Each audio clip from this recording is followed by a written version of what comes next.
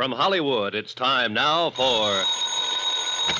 Johnny Dollar. Elsa Intel at police headquarters, Johnny. Better get over here to my hotel room, Al. I've got company. Who is it? Bill York. Amy Bradshaw's ex-husband? Right. I caught him watching her apartment half an hour ago, and he's the one who was watching it the other night. This time I had better luck catching him. Has he opened up yet? No, but he will. Johnny, take it easy with him. I think he's got plenty to tell us. Looks like he's the boy we're after, Al. I'll be right over.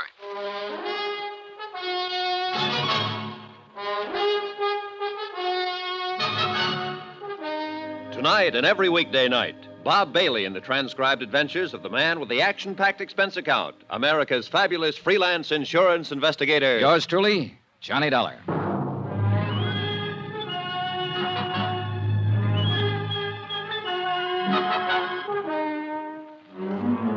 New York City. Expense account submitted by Special Investigator Johnny Dollar.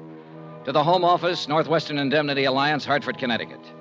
The following is an accounting of expenditures during my investigation of the Amy Bradshaw matter. Amy, star of a Broadway play, and somebody was out to get her. Expense account item 10, $3. Repairs to one coat sleeve. Torn in the process of inviting Bill York up to my hotel room. Look, Dolly, you've got no right to drag me up here to your room this way. York, you're going to sit right here until you open up and tell me all about the attempt on Amy Bradshaw's life. What? You come in. Oh, Al. Hi, Johnny. York, this is Detective Lieutenant Al Centella. Now, look here, Lieutenant. What's this all about? Well, I kind of thought that's what you'd tell us, Mr. York. This is crazy. Why would I want to kill Amy? You're aware that you're still the beneficiary on Amy's insurance policy. What? Even if I am... Also, you need money, and you need it bad. You're several $1,000s in debt to Mike Pomeroy, Amy's agent. He's been pressing you for it lately. Look, Dollar. And you know you can't get the manuscript of your novel out of hock from him until you pay off.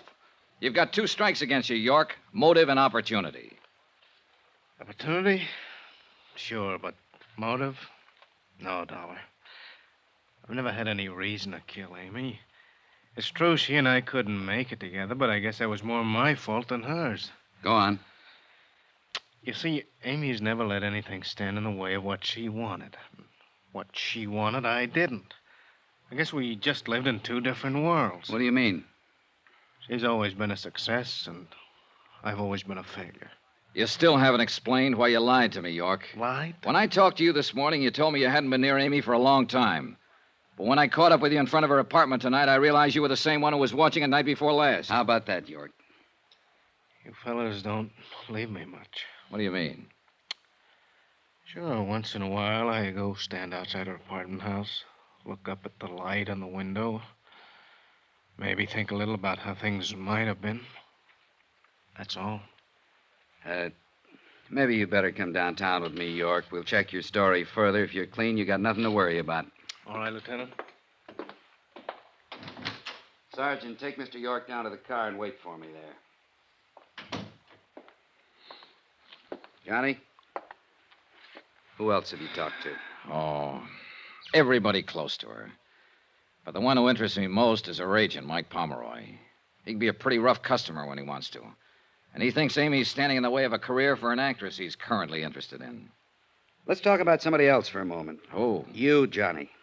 I think you're getting a little bit out of line. What do you mean? Down at police headquarters, we got a little black book. It tells us what to do and what not to do. It doesn't say anything about insurance investigators dragging possible suspects to their hotel room to question them. Listen, Al, when I'm assigned to a case, I usually try to break it any way I can. I know. It's just that I think you're taking this case pretty big. Meaning? Yesterday I told you that if I didn't know you better, I'd think you were falling for Amy a little yourself. Think it over, Johnny.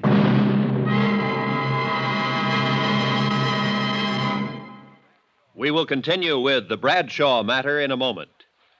Friends, how'd you like to thrill your favorite youngster with some of the most exciting toys of the year? Picture the breathless excitement of any child surrounded by 6 gaily colored balloon-like giant animals up to 3 feet long, and all for the low, low price of just $1. Now, first you get Bounco the clown with round pot belly and funny nose. Next comes Hoppy the Australian kangaroo. Third, there's Roscoe the roller skating bear. He's 2 feet tall and looks almost like real. Fourth, there's Whitey the fat indoor snowman. And fifth, Mortimer the giant mouse, 18 inches long and sure to scare the whiskers off any cat. That's 5 different giant animals. But now, hold your breath for the most sensational toy of all, the star of the whole Christmas season, the jolly giant talking Santa Claus, guaranteed to make everybody's Christmas a merrier one. He's a big roly-poly happy Santa. He stands erect on 2 legs, is actually over 3 feet tall and 32 inches around. Best of all, he actually talks. Just pull the tape and he says, "Merry Christmas" for all to hear. He's the biggest, merriest, talkingest Santa ever, sure to please your youngsters and spread good cheer. Yes, Giant Santa proves there really is a Santa Claus.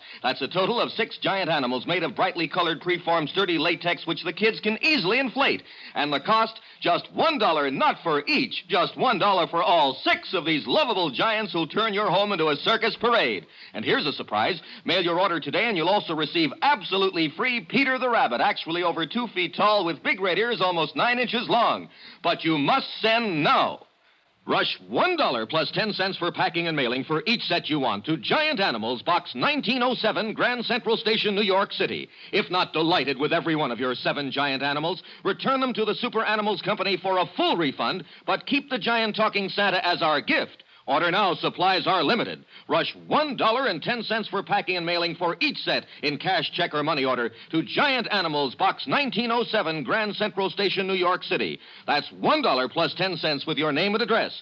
Mail to Giant Animals, Box 1907. That's Box 1907, Grand Central Station, New York City. Giant Animals, Box 1907, Grand Central Station, New York City.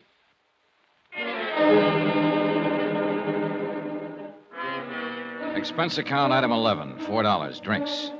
For me. I thought about what Al Centella had said. The possibility I was falling for Amy Bradshaw. Thought about it for 2 hours. Finally, I decided I had to find out if he was right. I went over to Amy's apartment. It was good of you to come over, Johnny. I just can't seem to sleep lately. Yeah. I noticed there's a policeman on duty down in the lobby. Lieutenant Centella arranged for that. It's funny. It should make me feel better, but it doesn't. It just keeps reminding me of it. Threat on my life. I'm glad you're here, Johnny. So am I. Awfully glad. Maybe I shouldn't say that, but... Do you hear any objections? Oh, well, who could... Excuse me. Yeah, sure. Hello? Yes? Oh, Porter. What? No, I'm sorry. No, really, Porter, it's out of the question. No, Good night, Porter. Kane, huh? Yes, I suppose he means well. But he can be rather annoying. Do you have a cigarette, Johnny? Here. Thanks.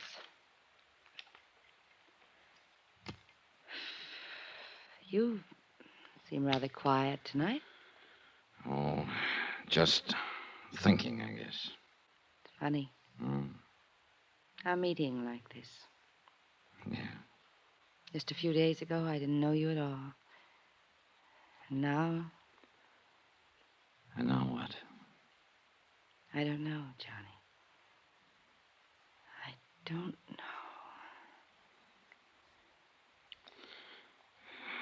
Amy. It was a mistake, Johnny. I'm sorry. Was it? Yes. Johnny, I'm afraid I've hurt a couple of people in the past. I don't want to hurt you. Don't worry, you won't. And that's the wonderful thing about being an actress. You play so many parts. The kiss. That was playing a part, huh? Even if it weren't, Johnny, it'd be no good. There'd always be something between us. It's right over there on the mantel. The clock? Yes. We can't turn it back. If I'd met you a long time ago before Mike, but I didn't. No. So? Is the clock so bad, Amy? It is to an actress. Sometimes I pretend it isn't there. You ever do that, Johnny? No, it doesn't do any good. But you can try. You can live a whole life trying. Isn't that really what we all do? I don't know. We go along playing our parts, doing what we have to do, pretending the clock isn't there. But all the while it is. And though we keep on fighting against it, we know we can't turn it back. We can't even stop it.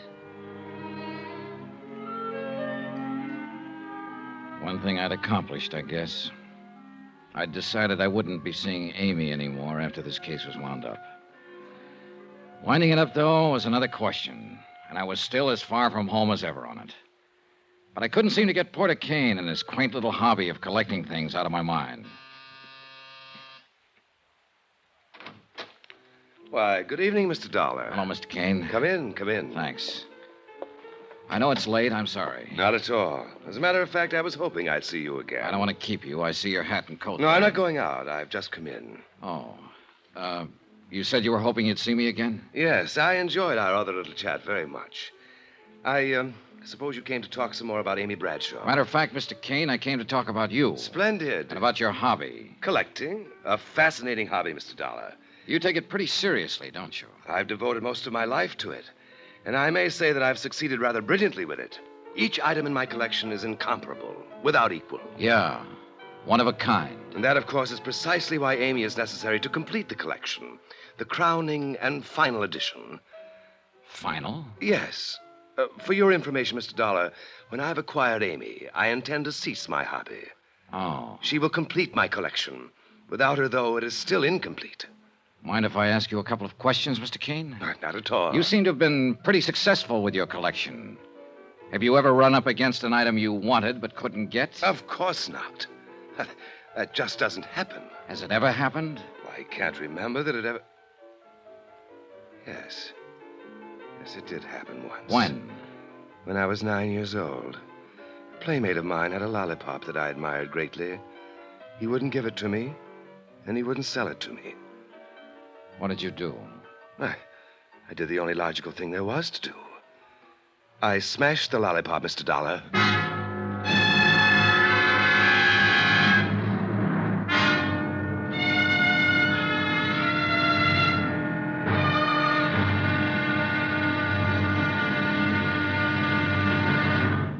Johnny Dollar will be back in a moment to tell you about tomorrow's episode.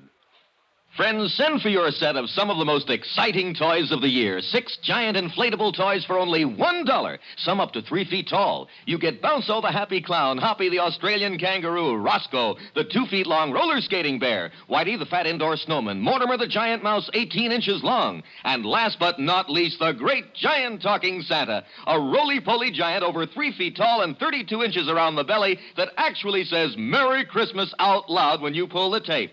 That's 6 sensational giant toys for only $1, made of sturdy, gaily colored latex that the kids can easily inflate. Send $1 for each set to Giant Animals, Box 1907, Grand Central Station, New York City.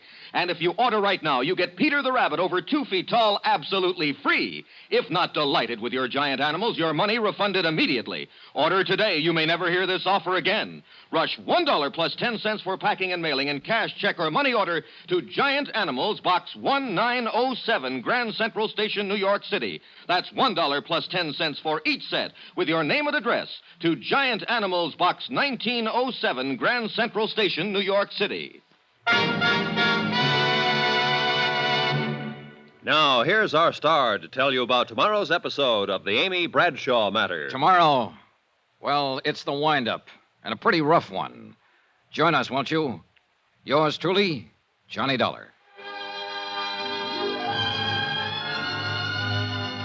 Yours truly, Johnny Dollar, starring Bob Bailey, is transcribed in Hollywood. Written by Robert Reif, it is produced and directed by Jack Johnstone.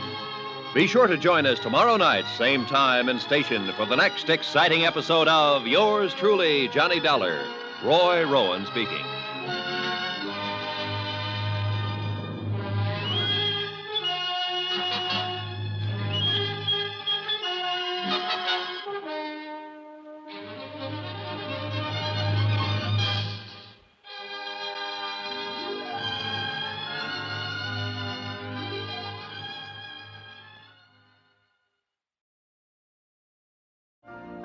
You've been listening to the OTR Gold Network.